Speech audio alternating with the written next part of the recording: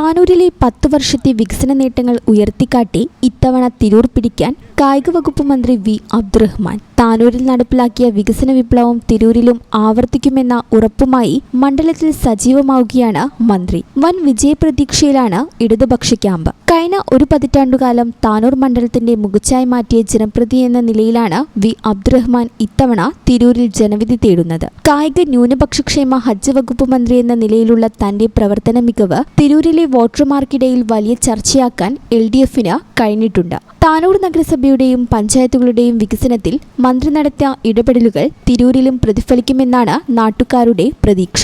കുടിവെള്ള പദ്ധതികൾ, വിദ്യാഭ്യാസ സ്ഥാപനങ്ങളുടെ നവീകരണം, മികച്ച റോഡുകൾ തുടങ്ങി താനൂർ മോഡൽ വികസനം തിരൂരിലും യാഥാർത്ഥ്യമാകുമെന്ന് അദ്ദേഹം വോട്ടർമാർക്ക് ഉറപ്പ് നൽകുന്നു. സ്ഥാനാർത്ഥി പര്യടനം നടത്തുന്ന കേന്ദ്രങ്ങളിലെല്ലാം വൻ ജനപങ്കാളിത്തമാണ് ദൃശ്യമാകുന്നത്. മണ്ഡലത്തിലെ രാഷ്ട്രീയ സമവാക്യങ്ങൾ അനുകൂലമാണെന്നും വികസനം വോട്ടായി മാറുമെന്നും LDF പ്രവർത്തകർ ആത്മവിശ്വാസം പ്രകടിപ്പിച്ചു. മന്ത്രി എന്ന നിലയിലുള്ള സ്വാധീനവും വികസന നായകനെന്ന പ്രതിച്ഛായയും വി അബ്ദുറഹ്മാന് തിരൂരിൽ വലിയ മുൻതൂക്കം നൽകുന്നു.